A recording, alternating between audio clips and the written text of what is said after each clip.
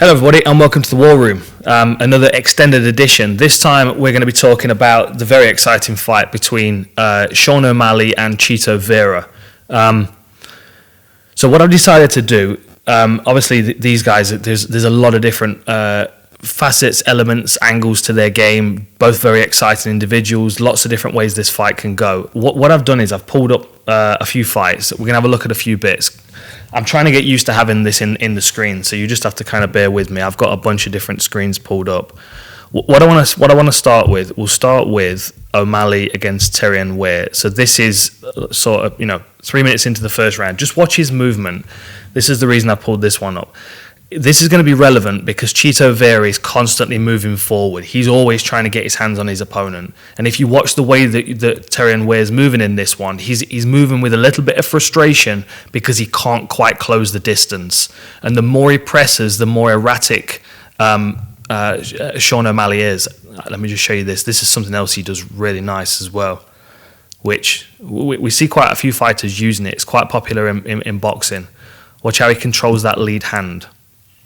So as Terrien Ware's pushing him back here, watch how he reaches out with the lead hand and catches that, buys himself a moment to cut that angle, get himself off the fence, but attacks off it as well. See, this is the benefit in him being tall and rangy. There's not actually much difference in the two. He's slightly taller, but as far as reach goes, there's not much in it, I don't think. We'll check those in a second.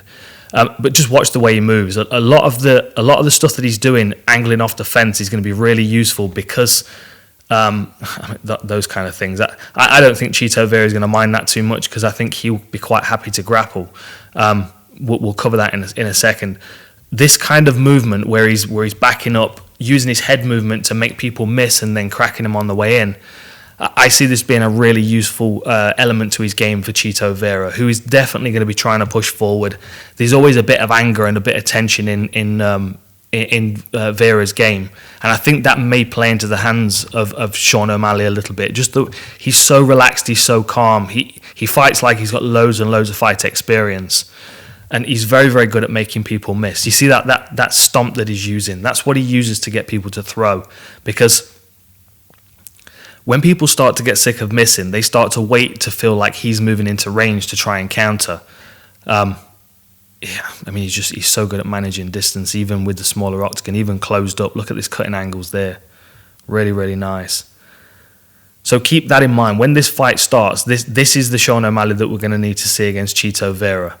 I don't think he's going to want to grapple too much with Chito Vera. Those kind of circumstances is when Chito Vera clamps onto a neck. Like that's an immediate guillotine that needs defending if you're fighting Chito Vera. So I just don't think we're going to see him tangle too much with Vera, not unless he's trying to prove a point, which he may well do. He's a young man, and there's going to be a lot of ego going into this one from both sides. I think both of these guys are going to really want to prove a point. Okay. Let's move on to the next fight. So I'm going to move through these. I don't want to show you the whole fight. You can go and watch them yourself. But some of these fights they're really worth a rewatch. That one against Terrien Ware is very good. This one against Sukumtath, I would say, is even better. Like, you can see how he's evolved as he's moved through the UFC. So like the first. The first fight, he looks comfortable but not quite himself. In this Sukumtath fight, especially this is the first round, we especially started to see some of his finishing capability. There were a lot of opportunities here where I think the Sean O'Malley of today, the Sean O'Malley that fought Eddie Wineland, would have beat Sukumtath in the first round. I think Sukumtath is tough, he's durable. He reads the striking game well, which is why he kind of gets shut down a little bit. Like, you can see how uncomfortable he is here with this pressure because he just doesn't know what to expect. You get so many different looks from Sean O'Malley. You also see him do this little twitch every now and then. He did it early on in the Wineland fight. A little twitch over the back shoulder, like he's going to throw something spinning. These hop side kicks as well to the knees, the low kicks that he uses, the range finders. I mean, they were impactful against Sukumtath. You can even see him kind of laugh it off there. Something else that's going to be useful for Chito Vera. Chito's got good awareness of low kicks and he is good at picking that lead leg up. But at the same time, there's only so many times you can do that before you start getting frustrated because you're not making any forward progress. So I'm expecting Sean O'Malley to use that elusive footwork, but also invest in some of those front kicks to the midsection, those low kicks, to try and slow Chito Vera down a bit, maybe destabilize him. This was a really nice performance. But you can, I mean, there were just so many times you saw flashes of the more recent version of Sean O'Malley that we've seen. It's like these are real learning experiences for him every time he gets out there. But he seems like the kind of guy, especially with the people that he's got around him in training camp, it seems like a very kind of playful, kind of energetic, oh, let's try this, let's try that. You know, they'll come at things from different angles, and they won't take anything too seriously, which means there's not, you know, they're not limiting themselves in their learning path. Oftentimes when you're in the gym where everyone's sparring hard, you get really good at the things you're already good at, and you don't really add any new facets to your game because you don't feel like you can play with them in the gym because someone's going to punish you for it. I get the impression that O'Malley has really kind of long, playful kind of 50% sparring sessions where he's watching, he's learning movement, because for the limited amount of experience that he's got, he has a good understanding of how people move. I mean, just chopping into the lead leg is going to be so valuable. And Sukumtas moving forward, getting punished for this. Chito Vera very, very rarely moves backwards. Let's have a quick look, see even when you watch it fast, you can kind of see the way he manages the space between them. He's pressuring, he'll use a little feint to close the distance, but then jog straight back out. So if they're going to throw anything, they're going to punch thin air. And that's what gets frustrating. This is a lovely sequence. This is what I wanted to find. And this is what I'm talking about with like a playful attitude in the gym. Watch this little flow that he does here. This is the kind of thing that you do to like punk your training partner when you're like messing around. That little spin that he does there, straight into another kick, builds a nice frame, circles away, anti-clinch. I think that's going to be really useful against Chito Vera as well, because Vera is going to try and close range down at some point. I think he's going to look at O'Malley's long neck and think, I could put a squeeze on that make him tap or go to sleep. So I think it's going to be on O'Malley to really avoid the grappling exchanges. It's an unnecessary tangle, I think, in this fight. And Chito Vera is proven to be legitimately dangerous on the ground. Like he clamps onto a lot of things. Let's get to the next fight, because we've got some Chito Vera lined up here. Okay, what's the next one? Right, so let's get into some Chito Vera. So Guido Canetti. So we're going into the second round against Canetti, and the first round I feel like it was fairly even. It was fairly, what's going on here? Technology, eh? Come on. We'll get there. Okay, so second round. This is where we're at. Now, Canetti, he looks like he's slowed down a little bit, but he did some good work in the first round. Also, if we look at his face here, there's not much damage. If you look at him at the end of the fight, which is in a couple of minutes' time, Chito does a lot of damage. Okay, the clock's on the screen now. So we'll just start the second round. I often feel like Chito pressures recklessly, and I think this is why sometimes a decision will slip away from him. Like his most recent fight against Song Yadong, I don't know. I'd need to watch it a couple more times, really, but I could have scored that for Chito in a lot of ways, especially because he finished so strong. Right. This is going to be key for Chito Vera. If he can get into the clinch against Sean O'Malley, I think he can prove to be the stronger fighter in there. He's slightly shorter. If he can get a good clamp on that and start working on that head, he might even force O'Malley to level change, which is when he can start attacking the neck. I think Chito will jump onto submissions if he sees them. We've seen a few times, I mean, this is an opportunity here where you can see it. He jumps on a neck that wasn't there and ends up in a bad position. Fortunately, Canetti wants nothing to do with it, and he's got damage on his eye now, and he's starting to struggle because he can't really gauge range here. This is where Chito starts to come on strong. The shot selection here is really nice. Keeps his head out of danger there as well on those punches. Let's just go back and watch this. Watch this shot selection here. So he's both of these guys switch stance. Vera is predominantly southpaw unless he's starting to feel comfortable. So if you start to see him switch in stance, there'll be two reasons for it. One, because his lead leg is getting eaten up. 2 is because he feels like he's winning the fight. Then you'll start to see him kind of varying his attack. He'll start to step through with more aggressive combinations. If he's fighting someone he's struggling to gauge, or he feels like he's getting the better of him, he'll predominantly fight southpaw. Something else you can watch out for in his game. The other thing as well is he's predominantly left-hand finishers, and he doesn't hit people with power shots. He hits people with kind of these cuffing hammer fists. But watch the way that these play through. You can actually see the way that he's throwing this punch here. Watch this. The way that this hammer fist comes in. You can see it's kind of like a hooking shot. He's not throwing the knuckles down. He's not throwing he's not throwing knuckles into him. He's hitting him with the hammer fist of the hand. Bang, beautiful. Really good for upsetting somebody's balance. Look how it pulls him forward, builds a frame on the back of his head to hold him in that position. Then watch the next punch. Bang. I mean, that for seeing opportunities in the moment or creating opportunities, and that's what I like about this fight. Both of these guys they're opportunity creators. They take risks. Occasionally they'll get clipped and they'll learn from it. Vera's a bit longer in his career, so he's had a few more of those opportunities to learn, and I think he's a better fighter for it. I still think there are some of those lessons in O'Malley's future. Whether he gets one of those from Vera or not, I don't know. But this shows you how good he is in the middle of the chaos. When he feels like he's winning the fight, he's measured, he's understanding that his opponent's hurt, and he's picking these shots. Lovely work. Hammer fist, builds a frame, bang, comes straight up underneath. And see that little kind of slap hook there? He's even smiling while he's doing it. He's a lunatic. Lovely. A little cuffing shot, hammer fist. And then he realises that the knees are the next thing. So those 2 shots are avoided there. Watch how he avoids those 2 shots. I mean, and fair play to Canetti, because he's replying to the referee calling for him to do something. He was about to step in and stop it, but Canetti comes back, takes a big knee there.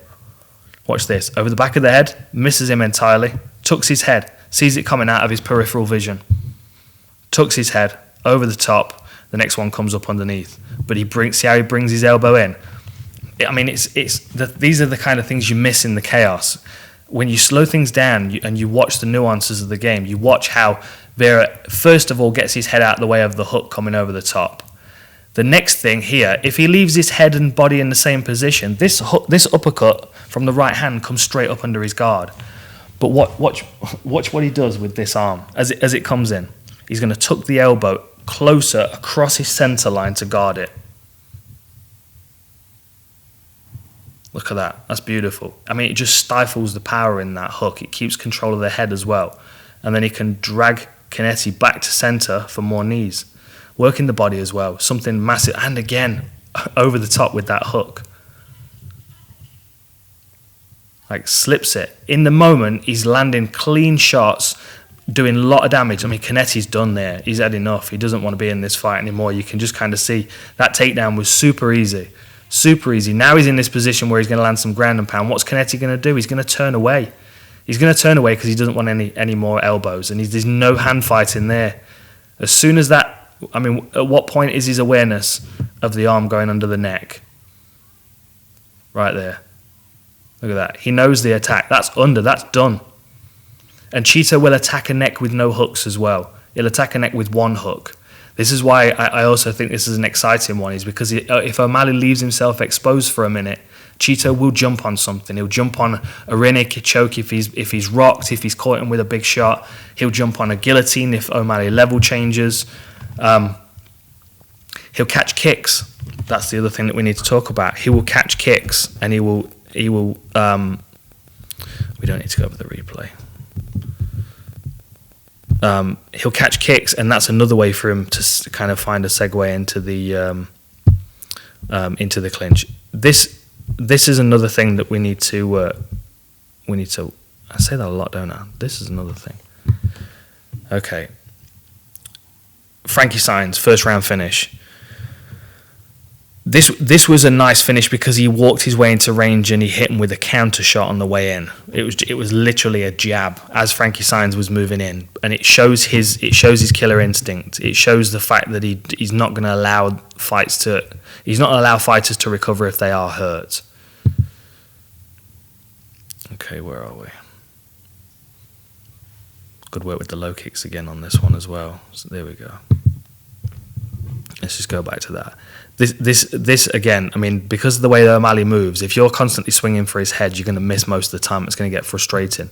Eating into the front leg, and watch how he digs into this as Frankie Saenz steps forward. Bang! Oh, kind of. Once you felt a calf kick, watching it kind of makes you feel sick because it's such an awkward feeling. You feel it right into your foot and into your knee as well, and like he knows when he's landed a good shot. You can just kind of see by Chito's posture. He's got a real kind of look. I mean, you can kind of see him showboating when he feels like he's getting a number of someone. You'll watch his confidence rise or fall, and I don't know whether we'll do the same with O'Malley. We've not seen his confidence fall at the moment. We've always seen his confidence at a stable height, whereas with Vera, we've seen him ebb and flow. We've seen him, the first round against Brad Pickett, knowing it was Brad Pickett's retirement fight, you could see it was kind of awkward for him. When he's there, present, and he wants to take the guy's head off, I mean, I thoroughly enjoy watching him, and I think that there's an additional awareness that comes with that. He's kind of razor sharp. He's not hesitant. He's not, watch this here. Watch the way that Saenz comes in. It's difficult to see from this angle when it happens. Bang! But that was another low kick that landed there, and then just immediately jumps on him with these hammer fists. Let's just quick skip through to the replay. You can see it better from the other angle because, I mean, Saenz has got no idea what's happened. As he steps in, he walks straight onto the lead hand of Chito Vera. Here we go. And as I said, Chito Vera will fight out of he'll switch his stance when he feels confident and comfortable. He's in an orthodox stance here. If he's uncomfortable, he'll be fighting out of a southpaw stance. Orthodox stance here. Watch the way that Saenz moves in. Chito just reaches out. Bang, right on his chin. And it's enough to rock him and set him off balance. You can see him collapse to his lead leg. He knows that he's still in the fight because he grabs that single. He's working largely on instinct, but what we're seeing here again is that lead frame from Chito collapsing him down to the floor. You can only just see it in this shot. The next replay you'll see it even better, but in that arm is the weight of Chito's upper body. And he's also driving into him with his right knee as well. You can see how he collapses him right down and then immediately starts ground and pound. Watch this. Bang, as he's on his way in. Watch him build that frame. He throws the right hand out, but it's not there, but it's straight on the back of his head. Creating space, drives him down to the floor, knee and forearm, and then straight in with the hammer fist before Saenz has even had a chance to clear his head. Like these are the times when, if he was in a different position, he would have jumped on a neck to get a choke finish. And they're the kind of opportunities I see that he might be able to catch O'Malley if he's hurt. Might not be able to knock him out cold. Might be able to land a shot that's enough to knock him off balance to expose his back, perhaps, though. Okay, now we'll get into O'Malley's finishers. This fight against Quinones was a clinic. As was the fight against Wineland. I mean, from the first two fights he had in the UFC to these two fights, there's a clear difference in his ability to move, his ability to set traps. Watch this teep that he catches him with here, just sets him right off balance. Bang, right as he steps in to throw his own kick. To dictate the range between someone, if you've got a good straight front kick like that, and you've got someone like Chito Vera who does kind of come in a little bit of a Thai boxing stance, there's definitely opportunities to use those kind of kicks, just to jab at him. As I was talking about with DC in that war room, there are certain times when it looks like O'Malley's getting punched and he's not. He drifts away from the punches as they're coming in. You see that a lot with these more long-range fighters. And the way that Quinones fights, I think he's very reminiscent of the way that Chito Vera fights in a lot of ways. I think Chito Vera is, I think he's a better version at this point in his career. But it's still something very similar to the way they move. And you can see how Quinones is struggling to get himself inside. He's reaching and missing. And then there's a frustration that comes with this. I mean, who's the most comfortable in there? You say someone's got octagon control, and most people think octagon control is controlling the center. But Quinones is not controlling this octagon. You can feel it. Like, literally, if you turn your instincts on, you can feel who's in control of this fight. O'Malley's, everything he's doing is making Quinones react. He's deciding when Quinones changes his angle. That was a good low kick from Quinones. That's worth noting.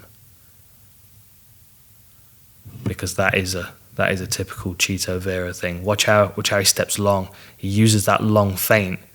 That's an opportunity for Chito Vera to kind of eat into that lead leg. Anyway, that's a really nice overhand. Then he couples it with the body kick. Both of these guys have got good body kicks. O'Malley fights from both stances, so he can work the body both sides. Chito Vera tends to be more left leg dominant. So I think there's more variability in O'Malley's kicking arsenal. I also think his footwork defensively, this is really nice footwork. His footwork defensively is very good. And the way that he throws Quinones off in this position, I mean, that shows a physical strength as well, and also an understanding of angles and leverage. And then he walks away and he's not happy. Let's just watch that from just one more time at the full speed, and then I'll jump through to the replay.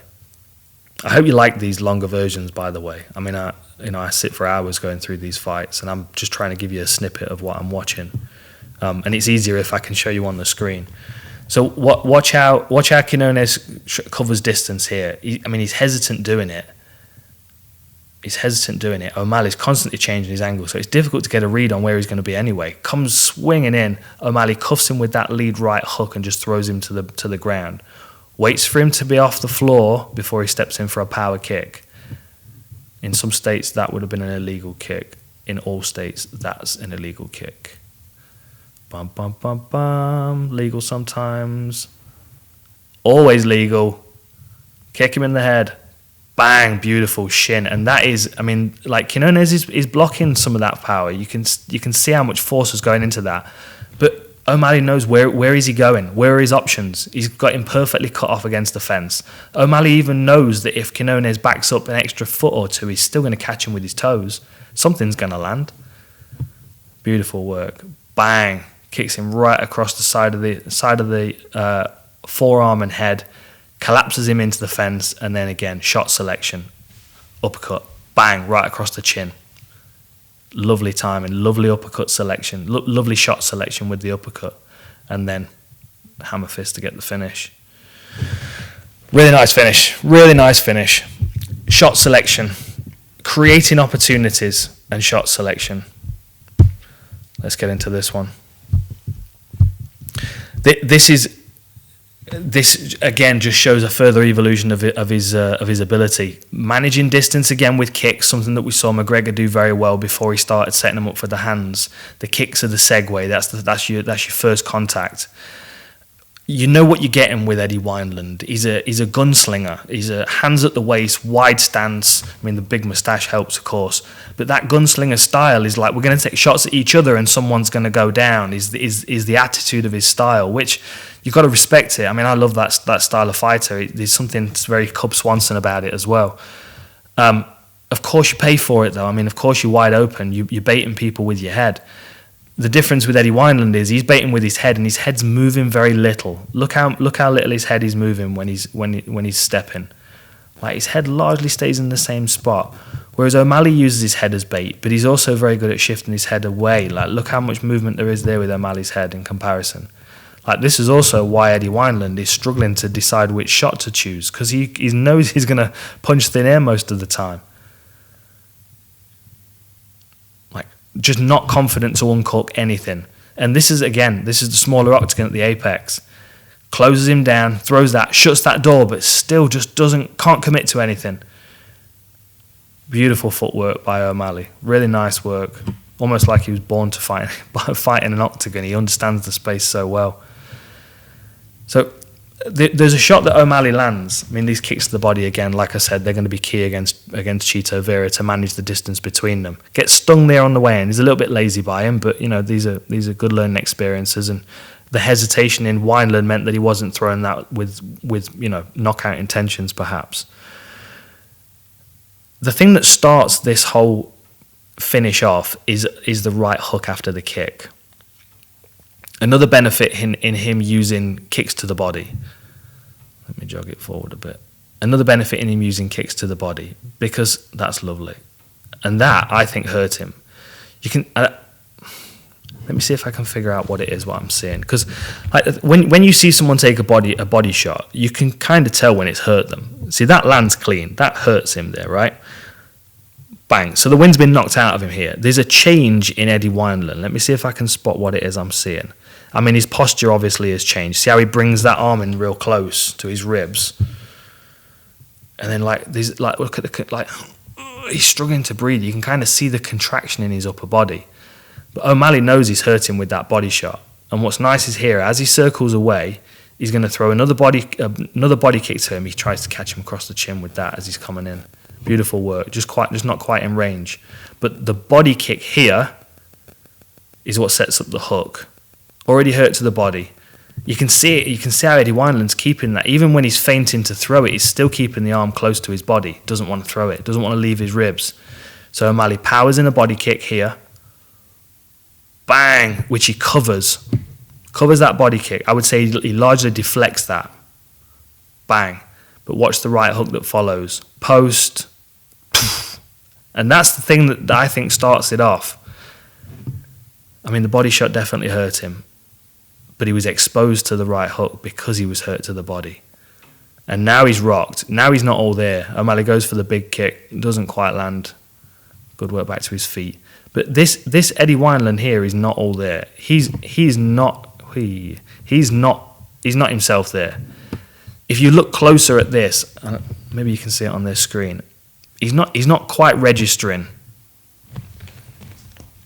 He's a bit vacant there. He's not quite registering where O'Malley is, and the way that he responds to this right hand when it comes out is quite late. What you'll see on the replay, and something that DC pointed out in the commentary, is that O'Malley feints with the uppercut before he throws it. Let's just have a look at this.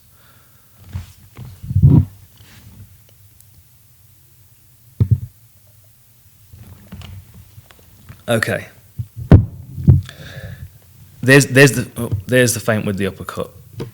You can just about see it in his shoulder. Feint, bang over the top. And then the other angle you see it even clearer. And you see Eddie Wineland respond. So there's the uppercut feint. Look, you can see it just on the camera change. Uppercut feint. Eddie Wineland's going to respond with his lead arm. He's going to reach out to block down. Then he realises the punch is coming over the top. Just starts to move out the way of it, but not quite quick enough. And O'Malley just really makes the most of his reach, and also knows when he's landed a clean knockout shot. A beautiful finish. And again, you know, if he stings Chito Vera, and the most likely thing is that Chito Vera is not going to stop moving forward. He's only going to become more vulnerable to those kind of finishers. Okay, I'm going to finish on a couple of Chito Vera, and I'll give you my final thoughts. This has been a long one. Okay, Noel and Hernandez. So I grabbed this clip from the first round because this is something I can potentially see in Chito Vera trying to do. If we're seeing a lot of kicks coming out of O'Malley, it wouldn't surprise me at all if he starts to look to catch these kicks. And that was a low kick. And he grabs it low. He grabs it as he's throwing. As he sees the kick coming out, grabs it, pulls it up, beautiful work here, elevates it, and then as Hernandez turns away, gives his back, he clamps onto it straight away. There's a couple of really good examples of Chito Vera clamping onto people in a second. It doesn't always work out for him. Doesn't always work out, but it creates opportunities. And like I said, he creates opportunities. I'm just going to find the spot that I want to show you here. Okay, same thing again with this. He creates an opportunity for himself with the knee. It's a bit of a chaotic attack. Moves forward, uppercut, beautiful work. Skip knee, bullies his way over to top position, and then immediately is on ground and pound. But you see his opponents respond. They turn away straight away. And then again, he's got one hook in. He's not really bothered about the other hook. Goes straight for the neck, straight for the choke. Like I think I've talked about before with you guys. There's two different fighters. You either control chaos or you ride chaos. If you control chaos, you're a GSP kind of fighter. You want to stifle it, slow it down, stop it happening. You know, you want to take away the chaotic elements of your opponent's game, so there's no surprises for you. some fighters ride the chaos. There's an adrenaline element to this as well, I think. I mean, sometimes people get caught in a brawl a little bit. There's a chaos element to that, which is a bit of an adrenaline buzz. And I think we see that with Chito Vera. I think we also see it to an extent with O'Malley. But if Chito Vera is in a fight where there isn't chaos, he creates chaos. It's like creating your own wave to then ride it into the beach. And with these chaotic flurries that he has, it creates opportunities to jump on things where his opponent is just not comprehensive of the threat as it's happening. Like as this sequence plays through here, Noel Hernandez has taken an uppercut and a flying knee. Then he got bullied over to mount, where immediately Chito Vera started to land elbows. So like in this position here, he's still not exactly sure what's happened. He's flustered, he's panicked, he knows he's in a bad position.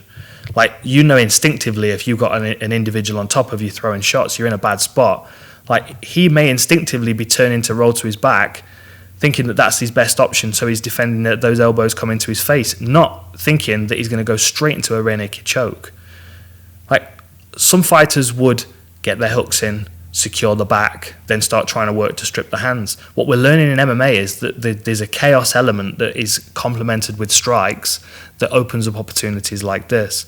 And I think both of these fighters have got the capacity to create that chaos element in the fight and then ride it into the beach, control it and make the most of it.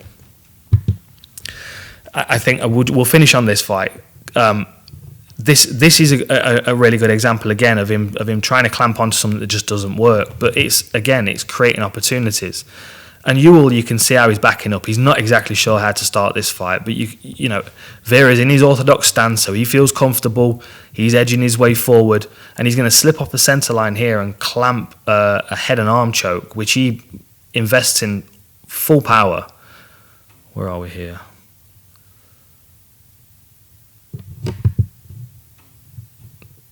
This is a wicked little tool.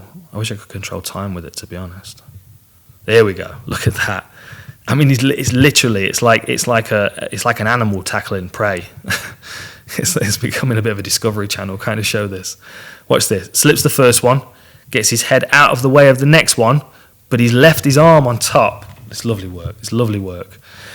So that lead arm's out. That's his first contact, first point of contact. As Ewell comes in, he comes on the inside of his bicep, and then it comes around the outside and catches the side of his head. But you can already see his hand coming through here. You know his intention is to get to the outside of that left hand that's coming in and get his head up, because as he comes up the back of Ewell, watch how he uses his head to pin the space.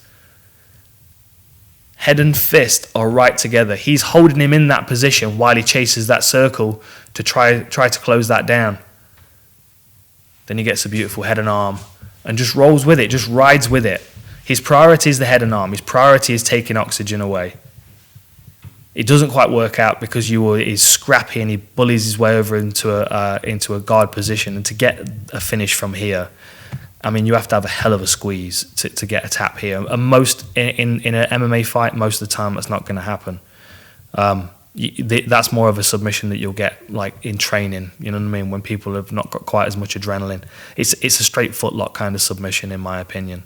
It'll work occasionally, but a lot of people will tough it out, as Ewell did there. Right, let me fast forward to the end of this fight because I've kept you time enough. Dun, dun, dun, dun. I pre-skip forward through this one. Okay. Right. Okay. So I talked about the knees from Chito Vera. Definitely something that I think he can use in this one. I think he needs to close range as much as possible.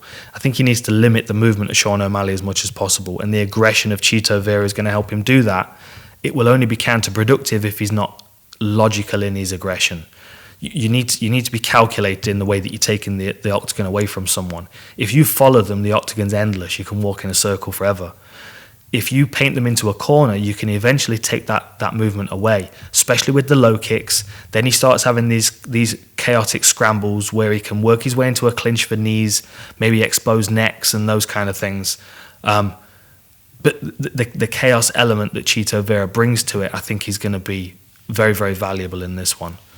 Like, whenever we see Sean O'Malley, he wants space to move. He wants to be free and moving. And when he gets the opportunity to fight in the bigger octagon, I think we're going to see even more of that kind of movement. I think he covers distance very well, whereas Chito Vera, he's an expert at taking distance away. He's an expert at picking the opportunities to land certain shots.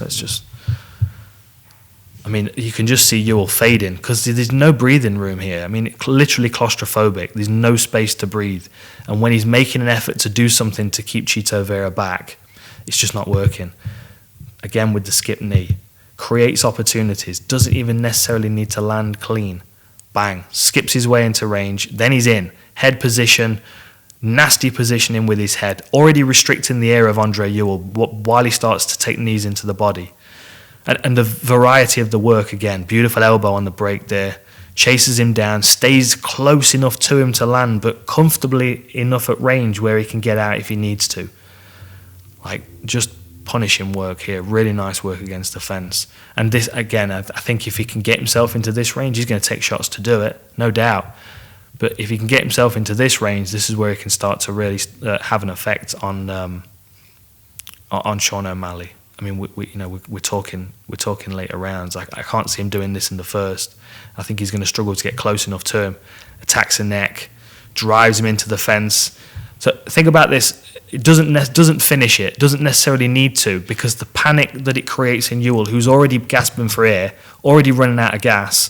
Now he can't breathe because his airways are being restricted. He's trying to get out of this as quickly as possible. Puts himself in a worse position. And Chito Vera is not going to hold you down. Just like he's not going to get his hooks in before he attacks your neck. If he finds you in a position where you're defenseless, he's going to attack you.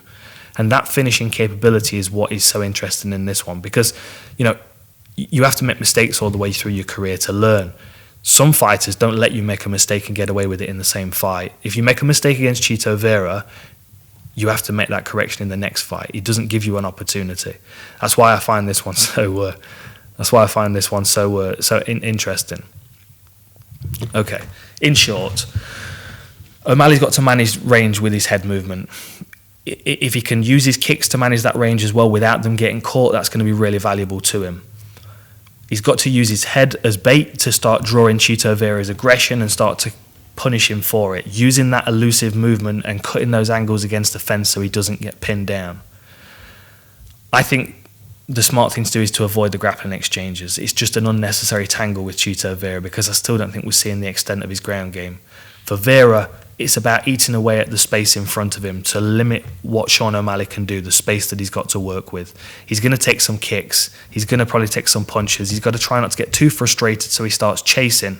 He's got to be calm so he can cut the octagon down intelligently and start to eat away at him. Chito's got to see this much more as a marathon, which is going to be a closely run marathon, than something that he's going to blast O'Malley out of the water because he's the new kid on the block.